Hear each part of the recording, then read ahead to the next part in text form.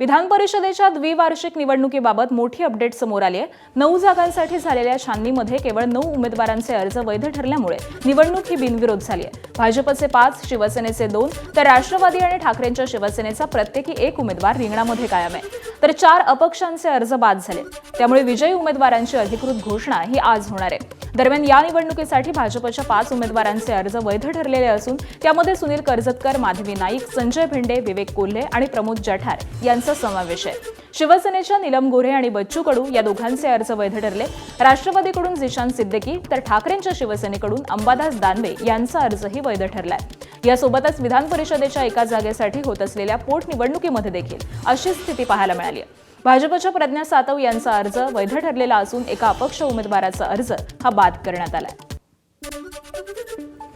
ठाकरेंच्या शिवसेनेचे परभणीचे जिल्हाप्रमुख गंगाप्रसाद आनेराव यांची तडकाफडकी बदली करण्यात आली आहे। आनेराव यांच्याऐवजी आता विष्णू मुरकुटेंची परभणीचे जिल्हाप्रमुख म्हणून नेमणूक करण्यात आली आहे। 25 एप्रिलला शिवसेना भवनामध्ये परभणी लोकसभा मतदारसंघाबाबत बैठक पार पडली। उद्धव ठाकरेंच्या उपस्थितीमध्ये पार पडलेल्या या बैठकीत खासदार संजय जाधव त्यांच्यासोबत त्यांचे काही समर्थक हे अनुपस्थित होते। त्यामध्ये गंगाप्रसाद आनेराव यांची देखील अनुपस्थिती पाहायला मिळाली आणि त्यानंतर त्यांची बदली केल्याची चर्चा आहे। गेल्या काही दिवसांपासून संजय जाधव यांच्या पक्षामध्ये चलबिचल सुरू असल्याची राजकीय वर्तुळामध्ये चर्चा आहे आणि त्यांचं तसं वक्तव्य देखील समोर आलंय। त्याचवेळी जिल्हाप्रमुखपदी विष्णू मुरकुटे यांची नियुक्ती करून ठाकरेंच्या जाधव यांना पहिला धक्का दिल्याची चर्चा ही राजकीय वर्तुळामध्ये सुरू झाली। हैदराबादमधील भाजप आमदार टी राजा गेल्या काही महिन्यांपासून सातत्यानं महाराष्ट्रामधील सभांना हजेरी लावत आहेत। काल अकोल्यामध्ये पार पडलेल्या हिंदू राष्ट्र जागृती सभेला देखील त्यांनी हजेरी लावली आणि यावेळी बोलताना त्यांनी राज्यामधील महायुती सरकारवरती जोरदार टीका केली आहे। महाराष्ट्र हिंदुत्ववादी सरकार असूनही सभा घेण्यासाठी कोर्टाची परवानगी घ्यावी लागते, हे दुर्दैव आहे असं टी राजा म्हणाले। आणि तसंच आम्हाला विश्वास नको, विकास नको, रस्ते नको, पण देशाला हिंदू राष्ट्र घोषित करा अशी मागणी देखील त्यांनी सभेमधून केली आहे। तसंच त्यांनी पुन्हा एकदा औरंगजेबाच्या कबरेबाबत भाष्य केलंय। हमें विकास नहीं चाहिए, भले ही ये आमने सामने की रोड और 20 साल तक टूटी पड़ी रहे, भले ही और 10 साल तक हम नहीं पड़ेंगे, लेकिन सबसे पहले मोदी जी आपको एक कार्य करना है भाइयों और बहनों, और पहला काम आपको ये करना चाहिए कि आज से भारत देश हिंदू राष्ट्र मैं घोषित कर रहा हूं। ये आज सुनने के लिए हिंदू तड़प रहा है। मोदी जी, हमारे बाला साहब ठाकरे जी मुझे याद आते हैं। हमारे बाला साहब ठाकरे जी धर्म के दुश्मनों को, देश के दुश्मनों को, समाज के दुश्मनों को बहुत ही अच्छी सी भाषा में उनको जवाब देते थे। अब हम उनके भगत हैं और हमने धर्म प्रचार किस प्रकार से करना है, दुश्मनों को किस प्रकार से जवाब देना है, हमने हमारे बाला साहब ठाकरे जी से सीखा है। महाराष्ट्र ऑलिम्पिक असोसिएशनच्या अध्यक्षपदी केंद्रीय नागरी उड्डाण राज्यमंत्री मुरलीधर मोहोळ यांची बिनविरोध निवड झाली आहे। बालेवाडीमधील शिवछत्रपती क्रीडा संकुलामध्ये पार पडलेल्या सर्वसाधारण सभेमध्ये हा महत्त्वपूर्ण निर्णय घेण्यात आला। 2013 पासून सलग तब्बल 12 वर्ष अजित पवार या संघटनेच्या अध्यक्षपदावरती होते। गेल्या वर्षी पुन्हा 2 वर्षांसाठी अजित पवारांना अध्यक्षपद देण्याचं निश्चित करण्यात आलं होतं, तर उपाध्यक्ष म्हणून मुरलीधर मोहोळ यांची निवड करण्यात आली होती। मात्र उपमुख्यमंत्री अजित पवारांच्या अकाली निधनामुळे महाराष्ट्र ऑलिम्पिक असोसिएशनचं अध्यक्षपद हे रिक्त झालं होतं। पंढरपूर कॉरिडॉर आणि विकास आराखड्यासंदर्भामध्ये आज मंत्रिमंडळाच्या शिखर समितीची बैठक पार पडली आहे। मुख्यमंत्री, दोन्ही उपमुख्यमंत्री, महसूल मंत्री, वनमंत्री, पर्यटन मंत्री आणि ग्रामविकास मंत्री, त्याचबरोबर महत्त्वाचे मंत्री आणि सचिव हे या बैठकीला उपस्थित होते। 4000 कोटी रुपयांच्या आराखड्याला उद्या अंतिम मान्यता मिळण्याची शक्यता आहे। पंढरपूर विकास आराखड्यामध्ये जे बदल सुचवलेले होते त्याचा सुधारित आराखडा हा मुख्यमंत्र्यांसमोर मांडला जाणार आहे। भंडाऱ्यात कव्वालीच्या कार्यक्रमामध्ये मंचावरती बसलेले काँग्रेस नेते नाना पटोलेंवरती नोटा उधळण्याचा व्हिडिओ व्हायरल झालाय। हा व्हिडिओ साकोलीच्या बुद्ध पौर्णिमेच्या कार्यक्रमानिमित्त आयोजित करण्यात आलेल्या कव्वालीच्या कार्यक्रमामध्ये असल्याचं सांगण्यात येत आहे आणि कव्वाली रंगामध्ये आलेली असतानाच कार्यक्रमामध्ये पोहोचलेले नाना पटोले यांनी थेट मंचावरती हजेरी लावली। यावेळी काही हौशींनी अक्षरशः नोटा नाना पटोले आणि कव्वालीच्या कव्वालच्या अंगावरती उधळलेले आहे.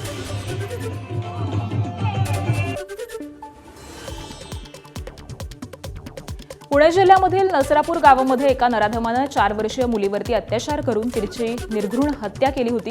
या प्रकरणाविरोधामध्ये आता नागरिकांच्या तीव्र भावना दिसून येत आहेत. काल बीडमधील परळीकरांनी या प्रकरणामधील नराधमाला तात्काळ फाशीची शिक्षा करावी अशी मागणी केली.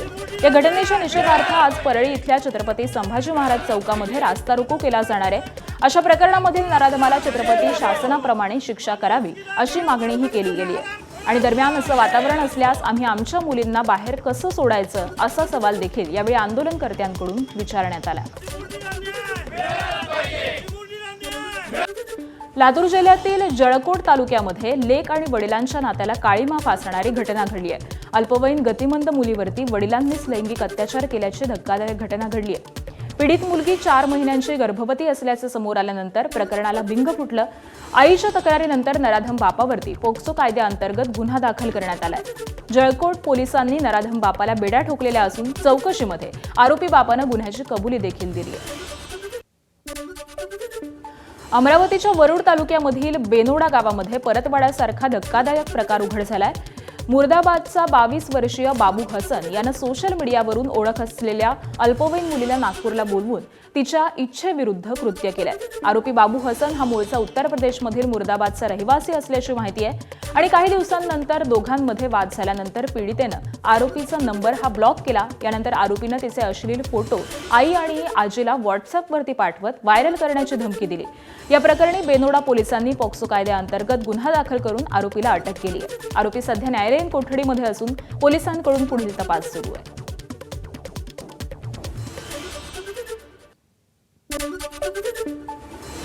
उपमुख्यमंत्री अजित पवारांच्या निधनानंतर बारामतीची पोटनिवडणूक लागलेली होती. 23 एप्रिल रोजी झालेल्या या निवडणुकीचा आज निकाल लागणार आहे. बारामतीमध्ये सुनेत्रा पवारांविरोधात 22 उमेदवार रिंगणात होते. मात्र एक्झिट पोलनुसार बारामतीत सुनेत्रा पवार 2 लाखांपेक्षा अधिक मतांनी विजयी होण्याची शक्यता आहे. दरम्यान बारामतीमधील मताधिक्याचा विक्रम दिवंगत उपमुख्यमंत्री अजित पवार यांच्या नावावर आहे. 2019 मध्ये त्यांनी भाजपचे तत्कालीन उमेदवार गोपीचंद पडळकर यांचा 1,65,265 मताधिक्यानं पराभव केला होता. त्यामुळे आता विक्रम मोडण्यासाठी 1,65,266 हा जादुई आकडा असणार आहे. भाजपचे आमदार शिवाजीराव कर्डिले यांच्या निधनानंतर राहुरीची पोटनिवडणूक लागलेली होती. 23 एप्रिल रोजी झालेल्या या निवडणुकीचा देखील आजच निकाल लागणार आहे. राहुरीमध्ये भाजपचे अक्षय कर्डिले, राष्ट्रवादी काँग्रेस शरदचंद्र पवार पक्षाचे गोविंद मुकाटे, शिवसेना ठाकरे पक्षाचे बंडखोर नेते रावसाहेब खेवरे, वंचित बहुजन आघाडीचे संतोष सोळके यांच्यासह इतर 3 अपक्ष असे एकूण 7 उमेदवार निवडणुकीच्या रिंगणात होते. दरम्यान राहुरीमधील भाजपचे उमेदवार अक्षय कर्डिलेंना जवळपास 1.5 लाख मतं पडण्याचा अंदाज आहे.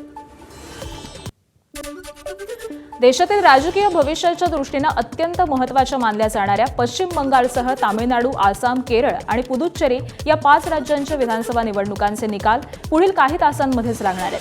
प्रादेशिक अस्मिता, विकास आणि सत्ता पालटाची लाट अशा विविध मुद्द्यांवरती लढल्या गेलेल्या या निवडणुकीसाठीच्या मतमोजणीला आज सकाळी 8 वाजल्यापासून सुरुवात होणार आहे. ममता बॅनर्जी, MK स्टॅलिन, हिमंता बिस्वा शर्मा यांच्यासह अनेक दिग्गज नेत्यांच्या भविष्याचा फैसला आजच्या या निकालावरती अवलंबून आहे. पश्चिम बंगालमध्ये सत्ता राखण्यासाठी मुख्यमंत्री ममता बॅनर्जींनी सर्वस्व पणाला लावलंय, तर पंतप्रधान नरेंद्र मोदी आणि गृहमंत्री अमित शहांनी भाजपची सत्ता यावी यासाठी संपूर्ण ताकद लावली.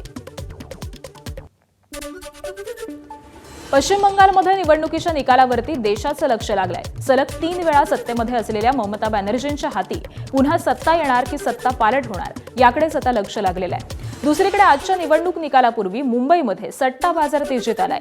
पश्चिम बंगालमध्ये सत्तांतर अटळ आहे असा सट्टा बाजाराचा कल हाती आलाय. तामिळनाडूमध्ये द्रमुक, आसाममध्ये भाजपला सट्टे बाजाराचा कौल आलेला असून मुंबईचा सट्टे बाजार देखील एक्झिट पोल सारखाच कौल देतोय. सोलापूरच्या बोरामणीमधील तिहेरी हत्याकांड प्रकरणी 6 जणांविरोधात गुन्हा दाखल करण्यात आलाय. मृत गायत्री म्हस्के याचा दीर शंकर उर्फ पप्पू म्हस्के याच्यासह 6 जणांविरोधामध्ये गुन्हा दाखल करण्यात आलाय. संपत्तीच्या वादामधून हे तिहेरी हत्याकांड झाल्याची माहिती नातेवाईकांनी पोलिसांना दिली आहे. मृत गायत्री म्हस्के यांनी संपत्तीमधील वाटा त्याचबरोबर उसने दिलेल्या 25 लाखांसाठी शंकर म्हस्केकडे तगादा लावलेला होता आणि त्यामधूनच आरोपीनं हे हत्याकांड केल्याची तक्रार मृत गायत्री म्हस्के यांच्या नातेवाईकांनी दिली. दरम्यान या प्रकरणी 5 संशयित पोलिसांच्या ताब्यामध्ये असून मुख्य आरोपीच्या शोधासाठी 3 पथकं रवाना झाली आहेत. 6 आरोपी आहेत.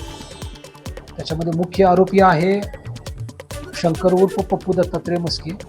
मयत ही त्याची वहिनी आहे. एकूण 3 भाऊ आहेत. ते 3पैकी 2 मयत आहेत. हा एकटाच जो आरोपी आहे हा एकटा जिवंत आहे. त्याचे 2 भाऊ मयत आहेत. यांचे प्रॉपर्टीचे डिस्प्यूट चालू आहे.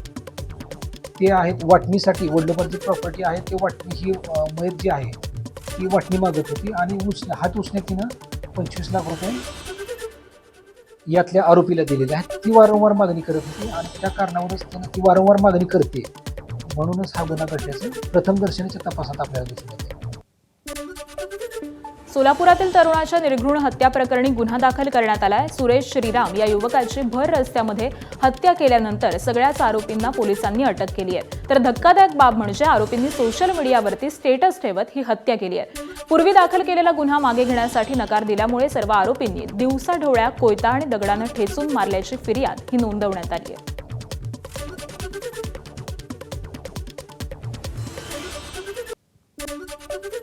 यवतमाळच्या अंजती पारधी बेड्यावरती शनिवारी अन्वी भोसले या 6 वर्षांच्या मुलीचा मृत्यू झाला. तो मृत्यू तहानेनं व्याकुळ होऊन झाल्याची शक्यता आता समोर आली आहे. कारण डॉक्टरांनी उष्माघाताची कसलीही लक्षणं दिसत नाहीत असं म्हटलंय. शिवाय अन्वी भोसले हिला कसलाही आजार नव्हता अशीही डॉक्टरांनी माहिती दिली आहे. या गावामधील गावकऱ्यांना पाण्यासाठी अर्धा किलोमीटर पायपीट करावी लागते. अन्वी भोसले ही 6 वर्षांची चिमुकली सुद्धा दुपारच्या सुमारास डोक्यावरती कळशी घेऊन पाण्यासाठी गेली होती. मात्र परत आलीच नाही. रस्त्यावरती तिला चक्कर आली आणि तिचा मृत्यू झाला. शिर्डी पोलीस बोंधू अशोक खरातचा ताबा मागणार आहेत. शिर्डी पोलिसांचं पथक आज नाशिककडे रवाना होणार आहे. राहता न्यायालयाचं समन्स घेऊन शिर्डी पोलीस नाशिकला जाणार आहेत. एसआयटीच्या ताब्यामध्ये असलेल्या खरात याचा ताबा मिळवण्यासाठी नाशिक न्यायालयामध्ये अर्ज दाखल करणार आहेत. शिर्डीमधील शेतकऱ्याची जमीन व्यवहारामध्ये फसवणूक आणि अवैध सावकारीचा गुन्हा दाखल करण्यात आलाय. अशोक खरात नॉमिनी असलेल्या 100 बनावट खात्यांचा तपास देखील शिर्डी पोलिसांकडून सुरू आहे. नाशिकमधील म्हाडा भूखंड घोटाळा प्रकरणामध्ये नाशिक पोलिसांनी मोठी कारवाई केली आहे. नायब तहसीलदार प्रशासन नितीन पाटील यांना क्राईम ब्रँचनं अटक केली आहे. 49 पैकी 31 प्रकरणांमध्ये बनावट कागदपत्रात फेरफार नोंदी केल्याचं निष्पन्न झाल्यानंतर गंगापूर रोड इथल्या निवासस्थानामधून त्यांना अटक करण्यात आली आहे. तर कोर्टामध्ये हजर करून 3 दिवसांची न्यायालयीन कोठडी ही देखील सुनावण्यात आली आहे. शिर्डीतील समता पतसंस्थेच्या अडचणी आणखी वाढण्याची शक्यता आहे. पतसंस्थेचे संस्थापक काका कोयटे यांना 10 मे पर्यंत चौकशीसाठी हजर राहण्याचे निर्देश ईडीकडून देण्यात आले. समता पतसंस्थेमध्ये अशोक खरात नॉमिनी असलेली 100 बनावट खाती आढळल्यामुळे अडचणी या वाढलेल्या आहेत. या खात्यांवरून 70 कोटींचे व्यवहार झालेले असून या व्यवहारांची ईडीकडून चौकशी केली जाणार आहे. दरम्यान प्रतिभा चाकणकर आणि मुलाच्या नावे देखील समता पतसंस्थेमध्ये 4 खाती असल्याचं आढळलंय. या 4 खात्यांवरून 2,40,00,000 व्यवहार उघड झालेत. प्रतिभा चाकणकर यांच्यासह काका कोयटेंची देखील ईडी मार्फत चौकशी होणार आहे. यासह अशोक खरात आणि कल्पना यांच्या शिर्डीमधील जमीन व्यवहाराची देखील चौकशी होणार आहे. मुंबई पुणे एक्सप्रेसवेवरील मिसिंग लिंकवरती घाटातील बोगदा संपताच अनेक वाहन चालक सेल्फीसाठी थांबत असल्याचं धक्कादायक चित्र समोर आलंय. मिसिंग लिंकवरती प्रतितास 100 ते 120 किलोमीटर वेगानं गाड्या धावतात. त्यामुळे सेल्फी घेणं जीवावरती बेतू शकतं. त्यामुळे आता पोलिसांनी कारवाईला सुरुवात केली आहे. पुणे मुंबई प्रवासादरम्यान मिसिंग लिंकवरती थांबणं, सेल्फी, फोटो काढणं आता प्रवाशांना चांगलंच भोवणार आहे. कारण महामार्ग पोलिसांनी आता कारवाईला सुरुवात केलेली आहे. महामार्ग पोलिसांनी दंडात्मक कारवाईचा बडगा उगारलाय. तुम्हाला या कारवाईला सामोरं जायचं नसेल तर मिसिंग लिंकवरून न थांबता सुखरूप प्रवास करावा असं आवाहन महामार्ग पोलिसांनी केलंय. नवीन मिसिंग लिंक झालेला आहे. त्याला मोहामध्ये तुम्ही सेल्फी काढता त्यावेळी दुसरे वाहनधारक हा स्पीड नेत असतो. त्यामुळे अपघात होण्याची शक्यता आहे. तरी आम्ही सर्व वाहनधारकांना सूचना दिलेल्या आहेत. आता आम्ही मोटार वाहन अधिनियम 122/177 प्रमाणे कारवाई करतो. जर भविष्यात आम्ही सदर वाहन चालकांच्यावर गुन्हे दाखल करणार आहोत. नाशिकमधील म्हाडा भूखंड घोटाळा प्रकरणामध्ये पोलिसांनी मोठी कारवाई केली आहे. नायब तहसीलदार नितीन पाटील यांना नाशिक पोलिसांच्या गुन्हे शाखेनं अटक केली आहे. या घोटाळ्यामधील 49 पैकी 31 प्रकरणांमध्ये बनावट कागदपत्रात फेरफार नोंदी केल्याचं निष्पन्न झालंय. त्यानंतर पोलिसांनी ही मोठी कारवाई केली आहे. पाटील हे नायब तहसीलदार प्रशासन म्हणून नाशिक जिल्हाधिकारी कार्यालयामध्ये कार्यरत होते. पोलिसांनी त्यांना गंगापूर इथल्या त्यांच्या निवासस्थानातून अटक केली आहे. त्यानंतर कोर्टानं त्यांना 3 दिवसांची न्यायालयीन कोठडी सुनावली आहे. दरम्यान नाशिकमधील चर्चेमध्ये असलेल्या म्हाडा भूखंड घोटाळ्यामधील आतापर्यंतची ही सगळ्यात मोठी कारवाई आहे. परभणीतील वसंतराव नाईक मराठवाडा कृषी विद्यापीठामध्ये गंभीर आणि चिंताजनक प्रकार समोर आलाय. सफाईच्या नावाखाली कुंपणाजवळील गवत जाळताना 50-50 वर्ष जुनी झाडं ही आगीच्या भक्तस्थानी घातली जात असल्याचा आरोप पर्यावरणप्रेमींनी केलाय. मागील काही दिवसांपासून हा प्रकार सुरू असल्याचं समोर येत आहे. गवताला जाणीवपूर्वक आग लावली जात असल्यामुळे त्याचा फटका मोठ्या आणि जुन्या वृक्षांना बसतोय. परिणामी अनेक मौल्यवान वृक्ष वाळून जात असल्याचं निदर्शनास येत आहे. जबाबदार अधिकाऱ्यांवरती कठोर कारवाई करून अशा प्रकरणांना आळा घालावा आणि त्याचबरोबर विद्यापीठ परिसरामधील झाडांचं संरक्षण करावं अशी मागणी आता जोर धरते. आम्ही मागे 27 तारखेला मी जेव्हा वॉकला आलो होतो तेव्हा मला निदर्शनास आले की कृषी विद्यापीठाच्या कर्मचाऱ्यांनी ही आग लावून दिलेली आहे. आणि ही आग लावून दिल्यानंतर ह्यांनी कुठल्याही प्रकारे हे मोठे मोठे 50 वर्ष जुनी झाडे वाचतील यांची काळजी घेण्याचा कुठलाही प्रयत्न केलेला आहे. आणि ही पहिली घटना नाही आहे, मी जिम्मेदारीने बोलत आहे. हे नेहमीच आम्हाला अशा आगी आढळून येतात आणि आम्ही त्या विझवतो सुद्धा. तेव्हा छोटी मोठ्या प्रमाणावर हानी होती, पण ह्यावेळेस जी हानी झाली ती खूप मोठी हानी झाली. आणि त्या हानीसाठी मी 27 तारखेला मग कृषी कुलगुरूंना निवेदन दिलं आहे, त्या आगीची चौकशी करा. अलिबागला समुद्र मार्गाने मुंबईशी जोडणाऱ्या मांडवा जेट्टीवरती विनापरवाना खासगी वाहनांचा वावर सुरू आहे. व्हीआयपी आणि श्रीमंतांचा थाट दाखवण्यासाठी काही लोक आपली खासगी वाहन थेट मांडवा जेट्टीवरती आणतात. या परिसरामध्ये नेहमीच प्रवासी आणि पर्यटकांची गर्दी असताना जेट्टीच्या अरुंद पुलावरती खासगी वाहनांचा वावर अपघातांना निमंत्रण देणारा ठरू शकतोय. याकडे बंदर विभाग आणि संबंधित प्रशासनानं अधिकाऱ्यांकडून दुर्लक्ष होत असताना हे चित्र दिसतंय. नागपूर लगत असलेल्या वाना डोंगरी परिसरामध्ये नायब तहसीलदारानं घरीच गळफास घेऊन आत्महत्या केल्याची घटना घडली आहे. वैभव राठोड असं नायब तहसीलदाराचं नाव असून ते सध्या मौदा तालुक्यामध्ये नायब तहसीलदार पदावरती कार्यरत होते. दरम्यान काल त्यांच्या घरी त्यांची बहीण आल्यानंतर हा सगळा प्रकार उघडकीस आलाय. यानंतर पोलिसांनी पंचनामा करून मृतदेह उत्तरीय तपासणीसाठी पाठवलेला आहे. नागपूर ग्रामीणच्या वडोदा पोलीस ठाण्याच्या हद्दीमध्ये पोलिसांनी सुमारे 21 लाख रुपये किमतीचा 55 किलो गांजा जप्त केलाय. पेट्रोलिंग दरम्यान संशयास्पद स्थितीमध्ये उभा असलेला ट्रक दिसताच पोलिसांनी तपासणी केली, मात्र चालक ट्रक सोडून फरार झालेला होता. ट्रकची झडती घेतलेली असता मोठ्या प्रमाणामध्ये गांजा आढळून आलाय. तर हा माल नेमका कुठून आला, ट्रक मालक कोण आहे याचा शोध पोलिसांकडून घेतला जातोय.